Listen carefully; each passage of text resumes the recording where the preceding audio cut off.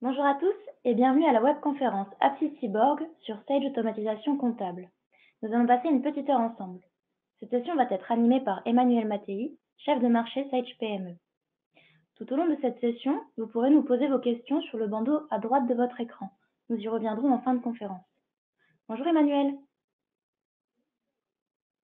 Bonjour Léa, bonjour à tous. Merci d'être présent à ce webinaire sur Sage Automatisation Comptable. Je vous propose donc de démarrer tout de suite avec cette présentation. Alors, Sage Automatisation Comptable, aujourd'hui environ 45 minutes avec vous pour aborder ce sujet, une petite minute pour vous parler d'Apsis Cyborg et ensuite le périmètre de l'offre Sage 100, puis la présentation de cette solution Sage Automatisation Comptable. Apsis Cyborg aujourd'hui, 3300 clients dont vous faites partie qui nous font confiance, 500 collaborateurs, 15 agences dont 2 qui sont à l'extérieur de la France et plus de 30 ans d'expertise aujourd'hui pour vous accompagner dans l'évolution de votre système d'information et puis 64 millions d'euros de chiffre d'affaires sur l'année 2019. Si on fait un focus sur la façon dont on peut vous accompagner sur l'offre qui s'appelle Sage 100 Cloud, donc cette offre Sage 100 Cloud aujourd'hui, c'est une offre qui est extrêmement vaste, extrêmement riche et qui va permettre d'aborder les sujets aussi divers que tout ce qui tourne autour de la comptabilité de la finance, de la gestion des recouvrements, mais aussi de la gestion des achats, des ventes, des stocks, aussi du CRM avec potentiellement la gestion d'un service client, de ticketing, la gestion de vos équipes commerciales, également la possibilité de vous accompagner sur les métiers de la production directement dans votre atelier et puis de passer un peu de temps aussi sur le sujet de la dématérialisation. C'est donc celui qui va nous occuper aujourd'hui et plus particulièrement la partie dématérialisation des factures fournisseurs. L'idée, c'est donc vraiment de traiter ces factures fournisseurs pour fluidifier le circuit, mettre en place potentiellement un circuit de validation directement dans l'outil et surtout simplifier et accélérer la récupération des informations au niveau de la comptabilité. Alors, si je regarde cette offre Sage 100 d'un point de vue module, vous le savez, hein, Sage Automatisation Comptable, c'est une solution qu'on appelle modulaire. Ça veut dire qu'en fait, vous avez la possibilité de vous équiper au fil du temps d'un certain nombre de modules. Alors, on appelle certains métiers cœur de gamme, comme par exemple la comptabilité ou la gestion commerciale. Et puis ensuite, vous pouvez donc compléter votre solution. Aujourd'hui, on va faire un focus sur la partie Sage Automatisation Comptable. Et donc, Sage Automatisation Comptable, c'est une extension, d'une certaine façon, de la comptabilité 700. C'est une solution SaaS qui va venir communiquer avec la comptabilité Sage et aussi avec la gestion commerciale. On va en parler justement. L'intérêt justement, c'est que il y a un lien dynamique qui va exister avec votre comptabilité et votre gestion commerciale pour pouvoir justement rapprocher vos factures des éléments que vous avez peut-être dans vos gestions commerciales et en tout cas accélérer la génération de l'écriture en comptabilité. Donc justement, cette solution Sage Automatisation Comptable, alors qu'on appelle aussi ACS pour Automatisation Comptable par Sage, cette solution Sage Automatisation Comptable, c'est une solution qui est SaaS. Ça veut dire quoi? Ça veut dire que c'est une solution qui est accessible avec un simple navigateur. Elle va permettre cette solution à partir d'une reconnaissance de caractère qui va s'opérer sur les PDF de vos factures, de traiter donc les PDF de ces factures pour pouvoir stocker, conserver les informations et potentiellement retrouver facilement ces informations.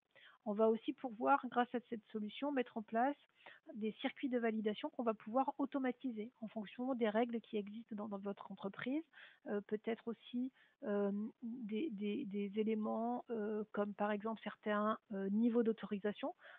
Au-delà d'un certain montant, ben, ce n'est pas Emmanuel qui va valider, c'est Léa par exemple, ou inversement, ou à partir d'un certain seuil, il me faut 2 niveaux de validation, ou si c'est telle ou telle typologie d'achat, et ben, dans ce cas-là, mon circuit de validation va être différent. Donc tout ça, on va pouvoir le mettre en place directement dans le système. Et on va pouvoir autoriser des personnes qui n'ont pas accès à la comptabilité, par exemple, de pouvoir se connecter à cette solution de telle façon à ce qu'elles viennent justement mettre leurs commentaires et mener leurs actions directement dans cette automatisation comptable. Et donc, je vous le disais aussi, cette solution, cette automatisation comptable est bien liée directement avec la comptabilité Sage. Ça va vous permettre, alors non pas d'éliminer complètement la saisie comptable parce qu'il y a bien un certain nombre d'actions manuelles. En revanche, ça va vous permettre, euh, ça va vous permettre de changer votre façon de travailler pour pouvoir fluidifier le traitement. Et puis bien sûr, un certain confort au niveau de l'archivage, puisqu'en fait, on va pouvoir automatiser le stockage de ces factures et les archiver. L'intérêt, en fait, je vous le disais aussi, c'est que il y a un lien avec la comptabilité, avec la gestion commerciale, mais le lien est un lien dynamique. Il est fait avec ce qu'on appelle les objets métiers. Ça veut dire en fait qu'il y a donc une réelle sécurité au niveau de la génération des écritures en comptabilité. Alors, en fait, un petit schéma pour essayer de représenter ce qui va se passer quand vous allez recevoir une facture. Aujourd'hui, vous allez recevoir des factures et ces factures, elles vont arriver par potentiellement plusieurs canaux. Donc, soit c'est une réception papier, donc vous recevez le PDF par courrier. Vous allez pouvoir le passer dans votre scanner, dans votre photocopieur pour le transformer en PDF et on va pouvoir donc le récupérer dans cette automatisation comptable où il sera interprété par l'OCR. Ensuite, on le passera au niveau d'un certain nombre de contrôles métiers qui nous permettront de réaliser un certain nombre de vérifications. Et puis, il y a forcément une vérification humaine parce que l'outil va vous faire quelques propositions d'affectation fournisseur, d'affectation comptable, mais il reste néanmoins qu'il faut forcément qu'il y ait une vérification par vos soins, une vérification humaine qui soit faite. Et puis, en fonction de ça, et en fonction des éléments qu'on aura mis en place en termes de paramétrage, on va pouvoir, dès cette première étape de vérification humaine, déclencher l'enregistrement en comptabilité, sans pour autant qu'il y ait forcément de bons à payer. Mais par contre, la facture sera dans le système. L'enregistrement en comptabilité sera fait. Il y aura justement une information comme quoi la facture elle est en attente de bons à payer. Et ensuite, on verra qu'il y a le traitement du bon à payer directement dans cette automatisation comptable. Et enfin, une fois que le bon à payer est apposé, il y aura une actualisation de l'écriture comptable avec justement donc l'information du bon à payer directement dans la comptabilité. Je vous ai dit donc que cette facture, elle peut arriver par la poste, par courrier. Elle peut arriver bien entendu par mail également. Et dans ce cas-là, on va programmer le système pour qu'il aille lire directement une adresse mail que vous auriez mis en place à cet effet.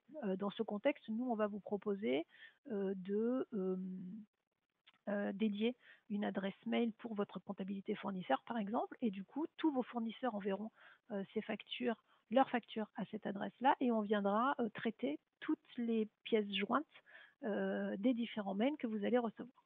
Donc, le schéma, c'est celui-ci.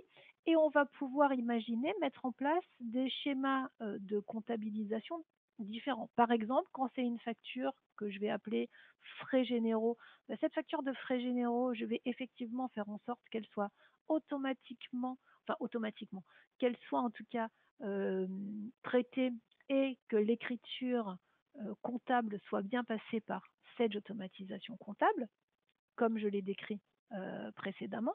Et dans ce cas-là, je vais me retrouver dans la comptabilité avec la lecture directement de l'information, comme quoi la facture a bien été traitées dans cette automatisation comptable et vous voyez, il y a en fait deux informations. Le mode de règlement est transformé du coup, vous visualisez tout de suite dans la comptabilité que cette facture est en attente de bon à payer. Donc ça veut dire qu'effectivement, vous avez bien réceptionné la facture dans cette automatisation comptable. Elle a pris un certain circuit, je vais vous l'illustrer dans un instant, et on a généré l'écriture. Très bien. Dans la comptabilité, je vois qu'elle est en attente de paiement. Donc ça veut dire que j'ai bien ma facture pour pouvoir procéder à toutes mes éditions comptables, mais par contre, elle n'est pas encore en bon à payer.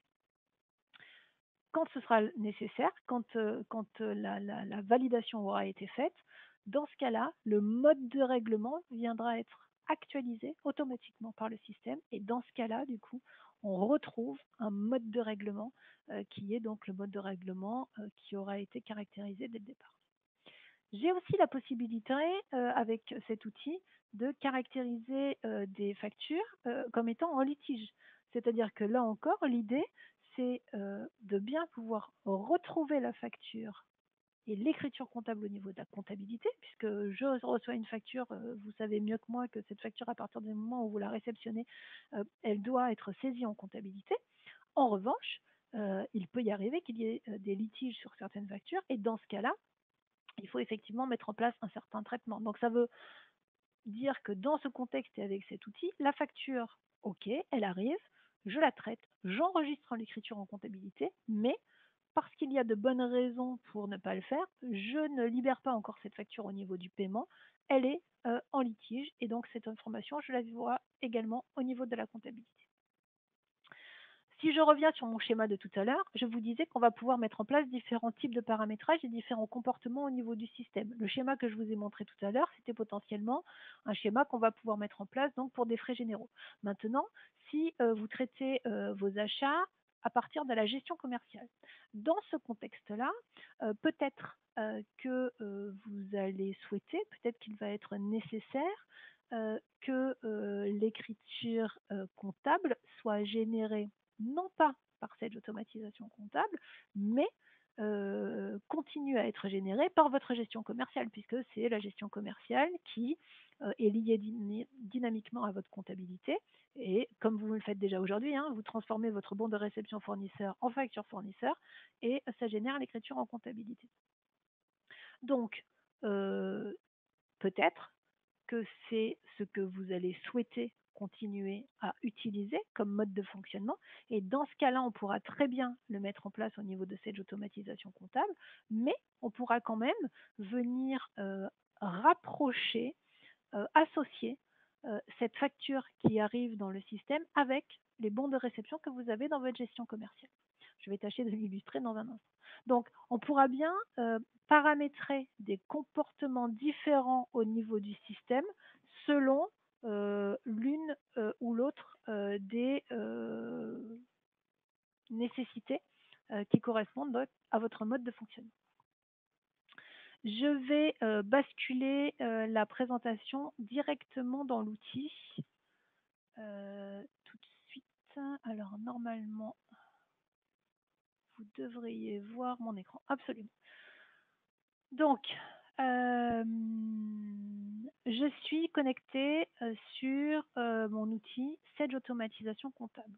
Donc, je vous l'ai dit tout à l'heure, Sage Automatisation Comptable, c'est un outil qui est web.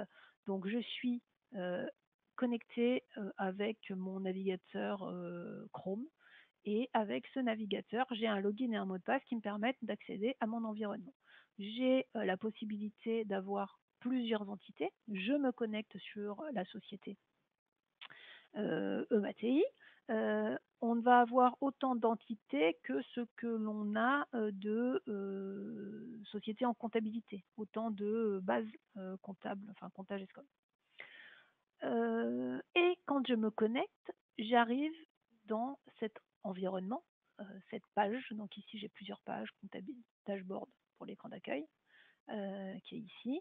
Ensuite, la page où le premier menu comptabilité, qui est l'endroit où en fait vont se déverser toutes les factures qui arrivent.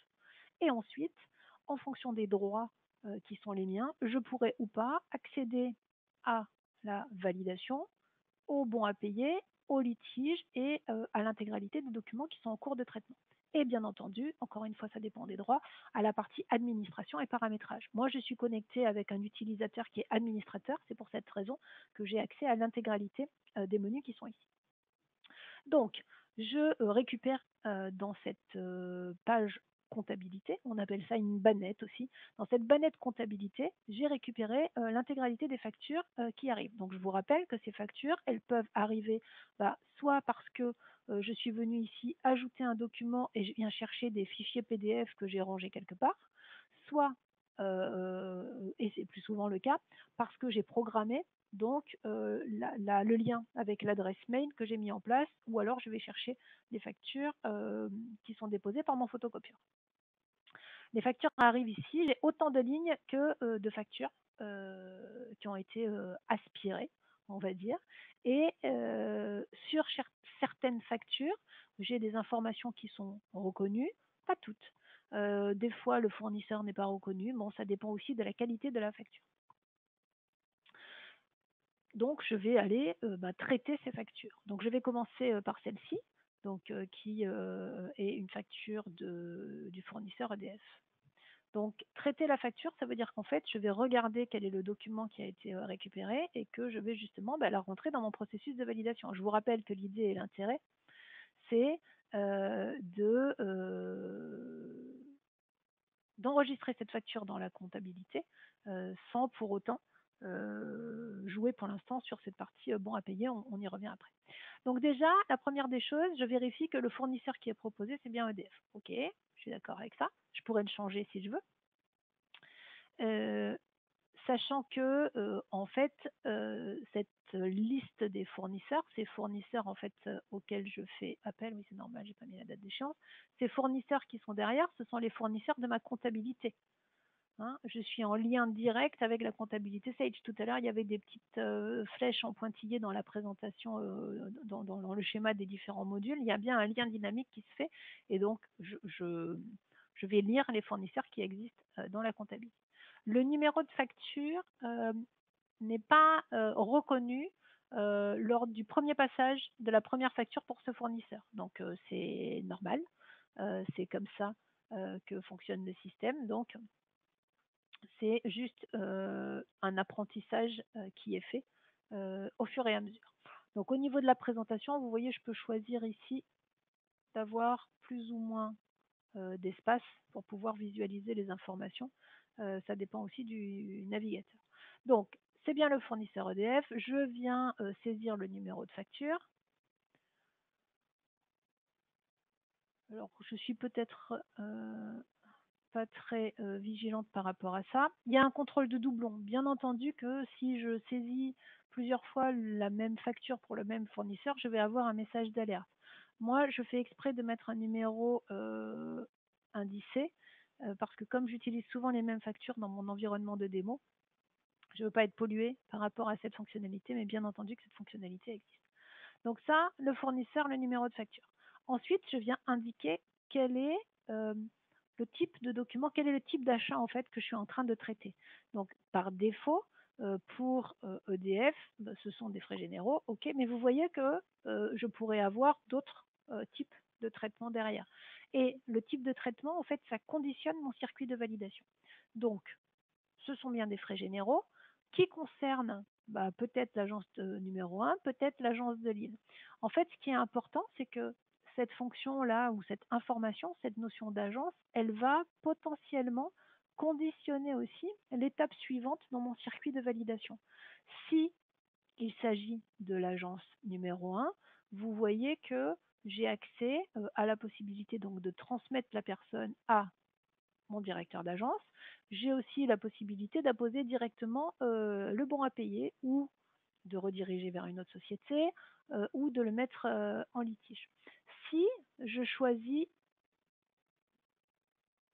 une autre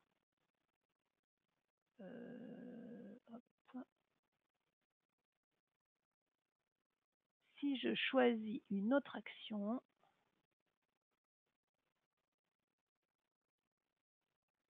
si je choisis une autre agence, pardon, potentiellement ici, je vais avoir, vous voyez, d'autres destinataires parce que effectivement, selon l'agence, c'est pas les mêmes personnes qui sont habilitées à valider la facture. Donc tout ça, ce sont des choses que je vais mettre en place au moment du paramétrage et au moment de l'initialisation du dossier. Donc là, pour cet exemple, je vais décider que cette facture EDF concerne l'agence de Lille et que je la transmets à Daphné. Ce sont bien des frais généraux. Je peux y associer une référence particulière. Pourquoi pas? C'est bien une facture, ça pourrait être un avoir. Le mode de règlement, c'est bien du prélèvement. Alors, j'ai volontairement trafiqué un peu la date de facture. Donc là, en fait, je lui fais des misères parce qu'on est en 2021, en février 2021, et j'utilise des factures du mois de mars 2020. Donc du coup, il recherche en fait dans toutes les dates qu'il trouve dans la facture, et il y en a bien parce qu'il y a un échéancier en fait derrière, il recherche la date qui est la plus cohérente par rapport à la date du jour. Donc c'est pour cette raison, et vous voyez, il va vous en trouver toute une partie là en fait. Donc volontairement, je vais laisser cette date du 29 décembre en considérant qu'il s'agit d'une facture de 2020 et je vais donc comme ça enregistrer ma facture en 2020 avec une date d'échéance au 15 mars 2021. Ok. Ensuite, j'ai dit 15 mars 2021.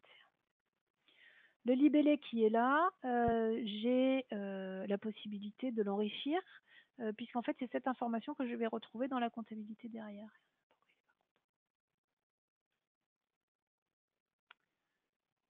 15 mars 2021. Les montants, je suis d'accord avec ce qu'il me propose. Si jamais je n'étais pas d'accord, je pourrais bien entendu corriger les informations. Et puis, pour ce fournisseur, j'ai déjà passé des factures, donc il me propose une répartition au niveau des comptes de charges associés. Si jamais ce n'était pas le cas, j'ai toujours la main pour venir chercher les comptes comptables dont j'aurais besoin. L'intérêt, c'est que je vais faire cet exercice une seule fois, puisque la fois d'après, il va me reproposer les mêmes comptes comptables que ceux de cette fois. Et là, je valide ce traitement. Et donc, je décide de l'étape suivante. J'ai dit que je transmettais, on a dit à Daphné. Et j'envoie la facture. Donc là, j'ai passé un peu de temps parce que je vous ai expliqué les différents éléments. Mais là, j'allais dire, voilà, j'ai traité ma facture. Elle est partie dans mon circuit de validation et elle est allée, chez Daphné qui, elle, dans son interface, va pouvoir traiter l'information. Et je vais d'ailleurs me connecter en tant que Daphné pour vous montrer ce qu'il en est. En arrière-plan de ça, il y a ma comptabilité derrière. J'ai une petite console qui fait le lien donc entre Sage Automatisation Comptable et la comptabilité et la gestion commerciale. Dans, j'allais dire, la vraie vie, on programme cette console de telle façon à ce que il y ait une mise à jour régulière et récurrente qui se fasse. On peut programmer ça pour que ça se fasse par exemple toutes les 2 heures ou avec une fréquence plus grande si c'est souhaitable. Moi, je vais la lancer manuellement pour que vous puissiez voir le résultat dans la comptabilité. Et on ira après dans la comptabilité tout à l'heure. Je viens ici dans ma gestion commerciale. Donc ce que je vous ai montré tout à l'heure, c'était une facture de frais généraux, une facture d'EDF. Donc on est d'accord que cette facture d'EDF, de toute façon, dans ma gestion commerciale, si je suis équipée de la gestion commerciale, je ne traite pas ces éléments-là à ce niveau. Donc du coup, rien de bien extraordinaire à ce que je ne vous parle pas pardon, de gestion commerciale. En revanche, maintenant, on va traiter un document, une facture qui provient d'un fournisseur pour lequel je gère les achats dans ma gestion commerciale. En l'occurrence, je vais faire l'exercice sur une facture du fournisseur Breloc. Donc vous voyez, dans ma gestion commerciale, je suis ici dans la partie document des achats, donc ce sont tous les bons de livraison fournisseurs que j'ai récupérés, donc toutes mes livraisons fournisseurs. Si je veux utiliser cette automatisation comptable et ma gestion commerciale et mes achats, il va falloir que j'utilise la notion de statut. Vous voyez que j'ai deux types de statuts différents, la notion de confirmer et la notion de réceptionner. En fait, cette automatisation comptable ira chercher, quand il faudra pointer les éléments, tous les bons de livraison fournisseurs qui sont en statut confirmé et ensuite, il mettra à jour le statut en réceptionné. Je vais vous montrer donc du coup comment ça s'architecture de ce point de vue-là. Donc je reviens dans cette automatisation comptable et je vais faire exactement la même chose que tout à l'heure, sauf que je vais m'occuper de cette facture-là pour le fournisseur Breloc. Donc j'ai une facture qui n'est pas très jolie, mais qui est bien là. C'est bien une facture qui concerne ce fournisseur. Donc c'est une facture de 2021. OK. Il l'a peut-être pas trouvé parce que c'était moche. Donc j'ai un tiers. Il me donne une information sur l'IBAN. Il me dit attention, est-ce que l'IBAN de cette facture correspond bien à l'information qui est présente dans le fichier tiers. Donc ça, je peux aller le contrôler. C'est un paramétrage que je peux activer ou désactiver comme je le souhaite. Donc le numéro de facture, il est là. Donc la première fois que je passe une facture pour un fournisseur, c'est normal, il ne reconnaît pas, je saisis le numéro de facture. Et là, au niveau du type de document et du circuit que je vais mettre en place derrière, je vais avoir un comportement différent. Parce que, en fait, c'est moi qui décide, hein, je veux justement qu'on mette un traitement, c'est-à-dire qui est le suivant, c'est bien un achat qui est fait dans la gestion commerciale et la comptabilisation, c'est-à-dire la génération de l'écriture en comptabilité, se fera par la gestion commerciale. Ce n'est pas cette automatisation comptable qui fera la génération de l'écriture, c'est bien ma gestion commerciale comme avant. Mais par contre, je veux associer cette facture avec le bon de réception que j'ai. Donc je vais vous montrer comment. Donc là aussi, l'histoire de l'agence, le journal d'achat, ça pourrait être des frais généraux, mais bien entendu, par paramétrage, il m'a proposé pour ce type de comportement ce journal derrière, une référence s'il y en avait une. Donc je fais un copier-coller. La facture, le mode de règlement, je ne suis pas allée vérifier. Peut-être qu'il n'est même pas écrit, donc c'est bien du chèque. La date de la facture, c'est bizarre. Non, c'est la date d'échéance. Alors oui, qu'est-ce que j'ai mis comme date de facture? Ok, 02/02/2021. Donc cette date de facture, je la saisis puisque ça lui a pas plu, il n'a pas retrouvé.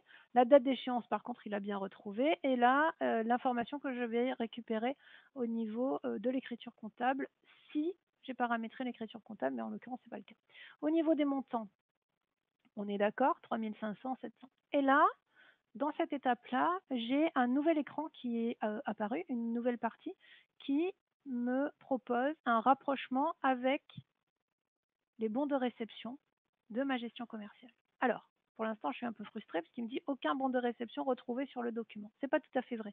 En fait, il ne retrouve pas de document qui correspond exactement avec toutes les caractéristiques. Par contre, il peut me proposer la liste de tous les bons de réception fournisseurs qui sont présents dans ma gestion commerciale et qui pourraient éventuellement être associés à cette facture que je viens de recevoir. Et donc, je visualise les deux bons de réception, le 15 et le 17, qui sont présents dans ma gestion commerciale. Et je peux, du coup, en cliquant sur le petit bouton qui est ici, regarder le détail du document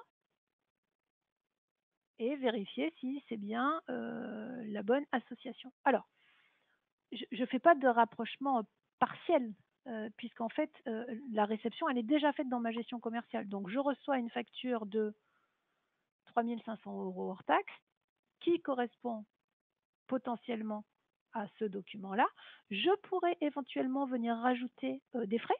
Peut-être que j'ai des frais de livraison dans ma facture qui n'étaient pas présents dans mon bon de réception, donc ça je pourrais le rajouter. Mais par contre, si au final j'ai reçu non pas une quantité mais trois, c'est pas au moment de la réception de la facture que je le traite. Je l'ai déjà traité cette information-là au moment du bon de livraison. Donc là, la seule chose que je vais pouvoir faire, c'est venir éventuellement rajouter des frais sur le bon de réception par rapport aux informations qui sont sur la facture. Donc je vais dire que cette facture qui est à gauche là correspond bien à ce bon de réception fournisseur que j'ai ici.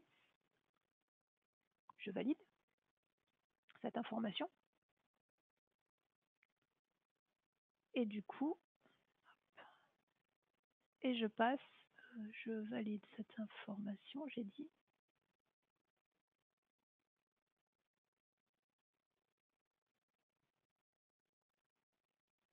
Alors, qu'est-ce que j'ai oublié? C'est ça qui m'embête.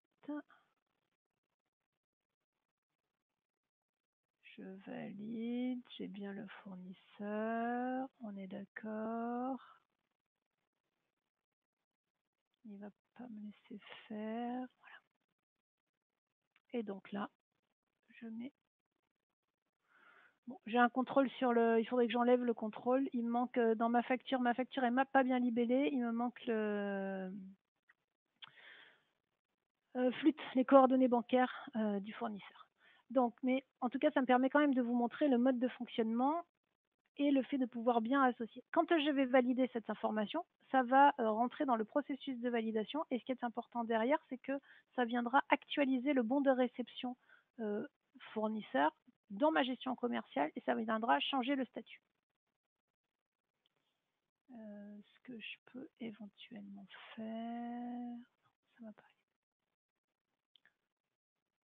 Donc, j'ai fait un premier traitement sur une facture de frais généraux. J'ai fait un deuxième traitement sur une facture qui est gérée dans ma gestion commerciale. Et j'ai donc mon circuit de validation derrière. Je vais me connecter en tant que Daphné, puisque c'est donc à Daphné que j'ai transmis tout à l'heure la facture qui était à valider. C'est une fonctionnalité un peu particulière que je me suis autorisée en tant qu'administrateur et qu'on utilise souvent quand on initialise le dossier chez vous pour tester les circuits de validation. Donc ici, en tant que Daphné, vous voyez que j'ai bien moins d'écriture et de fonctions que quand j'étais connectée tout à l'heure en tant qu'administrateur. Néanmoins, j'ai bien ici 5 factures à valider et une à vérifier. À vérifier, c'est ce qui est en litige. Donc, que je clique sur le rectangle qui correspond au traitement à faire ou que je vienne ici dans la bannette validation, c'est exactement la même chose. Et je retrouve les différents éléments que je dois traiter. Donc, ma facture de tout à l'heure, avec le petit tiret 22 là, de EDF. Donc, traiter, ça veut dire quoi? Ça veut dire que je viens regarder cette facture et en fonction des informations qui me sont communiquées et des actions que je dois, moi, mener, je vais ou pas passer à l'étape suivante. Passer à l'étape suivante, ça veut dire quoi? Ça veut dire que oui, je suis d'accord, non, je la mets en litige. Avant de choisir de mener une quelconque action, je peux déjà consulter l'ensemble des informations qui concernent cette facture. Je visualise toutes les informations qui concernent cette facture-là, qui ont été enregistrées, la date à laquelle elle a été scannée. Éventuellement, si on m'a donné les droits, je peux à ce stade venir modifier par exemple une affectation comptable, par exemple une affectation analytique si ce qui a été fait par mon prédécesseur ne convient pas. Je peux éventuellement venir associer un commentaire. Donc là, je viens mettre un commentaire. Pourquoi pas? J'enregistre ce commentaire. Je pourrais aussi à ce stade venir mettre une pièce jointe. Pourquoi pas venir associer un document complémentaire qui concerne un relevé de compteur, quelque chose. Donc je viens ici associer une pièce jointe directement relevé et je viens mettre la pièce jointe en n'importe quel fichier PDF que j'ai sous la main. J'enregistre cette information. L'intérêt, c'est que du coup, ça va rester disponible pour les autres personnes. Et puis, j'ai aussi tout un tas d'informations sur la traçabilité du document. Donc, je vois que le document, il est rentré dans le système le 2 février à 14h26. Il est enregistré en compta à 14h53 et il est en attente de validation par Daphné. Et donc, Daphné, une fois qu'elle a fait ce qu'elle devait faire, elle va suivre en fait le processus de validation. Donc moi, volontairement, dans le système, j'ai mis une deuxième étape. Donc après Daphné, dans ce schéma, le prochain dans la liste, c'est le chef d'agence qui va récupérer l'information. Donc du coup, Daphné, elle n'a plus que 4 documents à traiter et c'est le chef d'agence qui récupère les informations. Et ainsi de suite. Donc je vais me connecter en tant que chef d'agence. En tant que chef d'agence, j'ai 6 documents à traiter. Je retrouve ma facture, la -22.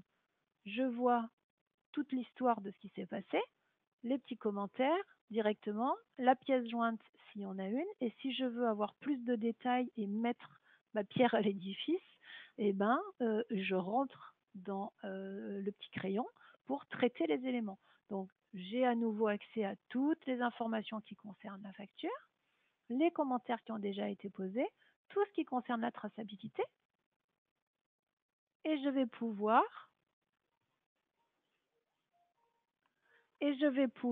directement, cette fois-ci, mettre le bon à payer, puisque c'est à moi de mettre le bon à payer.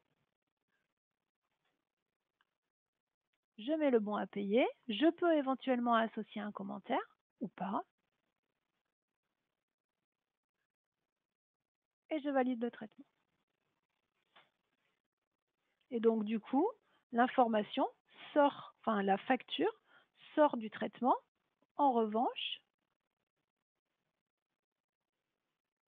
maintenant, si je reviens sur le profil d'origine en tant qu'administrateur, vous allez voir que cette facture, elle est désormais dans la liste de toutes les factures pour lesquelles on a apposé un bon à payer. Donc pour lesquelles on a apposé un bon à payer, ça veut dire que sur ce document, sur cette facture, j'ai ici un bon à payer qui a été apposé. Hop, alors. Et je vois, il y a un tampon en fait qu'on a mis en place et ce tampon me permet donc de visualiser l'information directement sur la facture. Donc la facture, elle est horodatée au moment où je l'ai récupérée et au moment où le bon à payer a été apposé, j'ai bien l'information avec cette mention en rouge là. Je peux personnaliser ce bon à payer. Donc moi j'ai mis qui l'avait comptabilisé et qui avait apposé le bon à payer. Donc j'ai toute l'histoire sur la facture. Donc ça, c'est directement dans Sage Automatisation Comptable. Ce qui est important de noter aussi, c'est que toujours dans Sage Automatisation Comptable, j'ai, en tant qu'administrateur, ou en tout cas personne à pouvoir, on va dire, la possibilité de visualiser toutes les factures qui sont en cours et qui sont éventuellement en attente de traitement. Donc là, je vois que j'ai un certain nombre de factures qui doivent être traitées par Daphné. J'ai une facture qui est en litige et à tout moment, je peux relancer les acteurs qui sont concernés et je peux aussi visualiser les documents pour savoir de quoi il s'agit.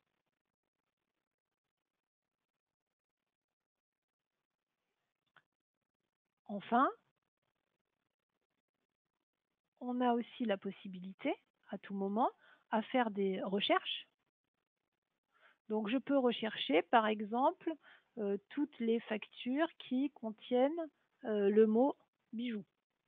Donc, j'ai un fournisseur qui s'appelle Bijoux peut-être, et j'ai des factures qui contiennent ce mot.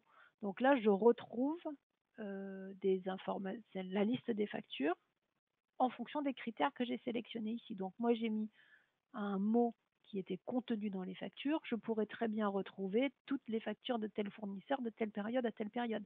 Ce qui est intéressant surtout de signaler, c'est qu'en fait, cette recherche-là, je vais pouvoir du coup exporter la liste des factures qui est ci-dessous. Je vais pouvoir faire une extraction simplement avec un fichier Excel. Donc vous aurez dans ce fichier Excel la liste détaillée de toutes les factures avec tous les champs qui sont associés.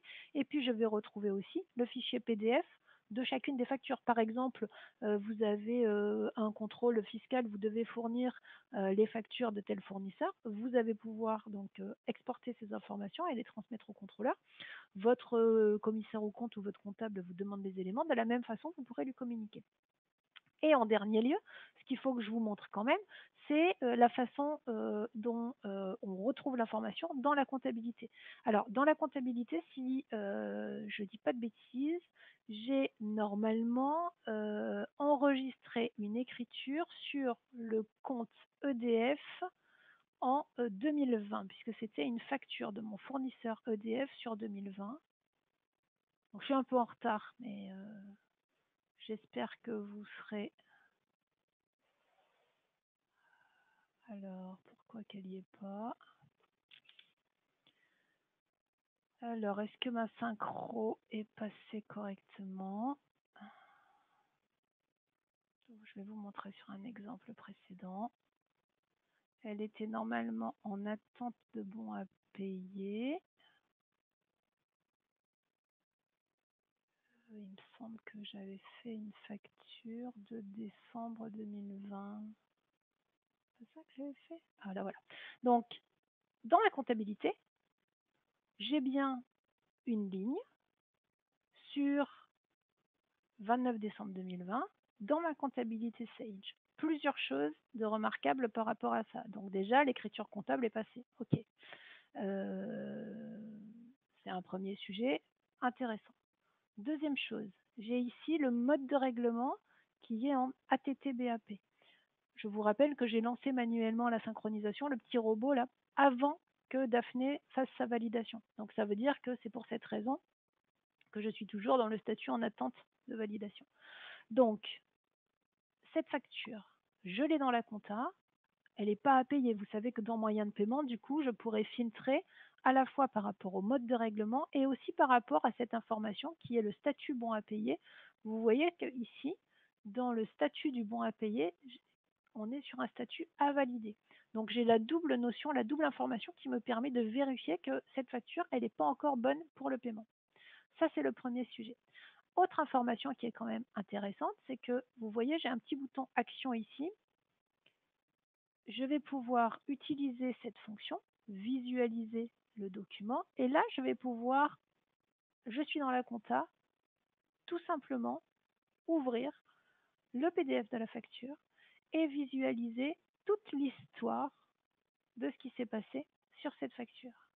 C'est-à-dire que je retrouve la date à laquelle elle est rentrée dans le système, la date et l'heure à laquelle elle a été enregistrée en compta, par qui elle a été validée et par qui le bon à payer a été passé. Donc vous voyez, toutes ces informations sont présentes directement dans la comptabilité. Et donc mon écriture comptable, elle est là et elle a été passée de façon complètement traditionnelle par rapport à la façon dont je procède habituellement. Vous voyez aussi que j'ai une affectation analytique qui a été faite, puisque j'utilise soit des clés de répartition analytique traditionnelles, soit en fait il m'a repris l'affectation analytique que je lui avais proposée sur la facture précédente. Et donc j'ai bien ici mon analytique, pardon, elle est là. J'ai bien l'analytique qui correspond à cette facture alors qu'elle est passée par cette automatisation comptable. Donc voilà, on pourrait y passer encore plus de temps. Je peux être très bavarde, mais je pense que le temps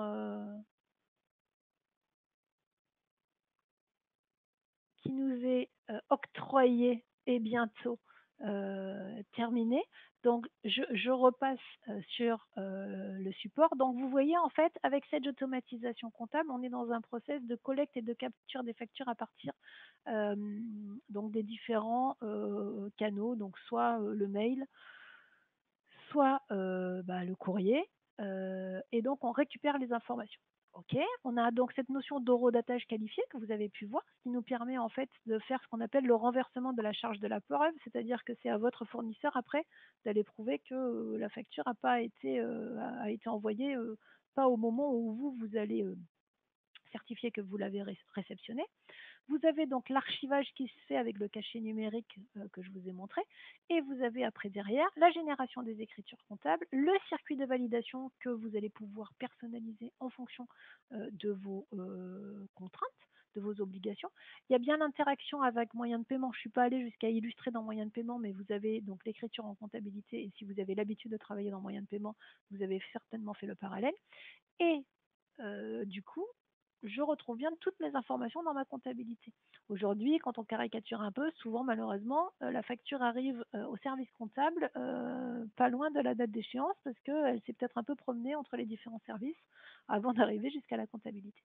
Et puis, en parallèle de ça, au niveau des éléments qui sont quand même à retenir, on a cette recherche multicritère que je vous ai rapidement présentée, l'accès directement dans la comptabilité à la facture quand l'écriture a été générée à partir de cette automatisation comptable, la gestion de l'analytique qui a été faite, et aussi toute la partie récupération du référentiel qui se fait avec cette fonction ou cet outil qui s'appelle des objets métiers, qui est complètement transparent pour vous, mais qui est un gage de sécurité, parce que ce que j'ai dans la compta, le référentiel que j'ai dans la compta, c'est bien ce que je retrouve dans Sage automatisation comptable.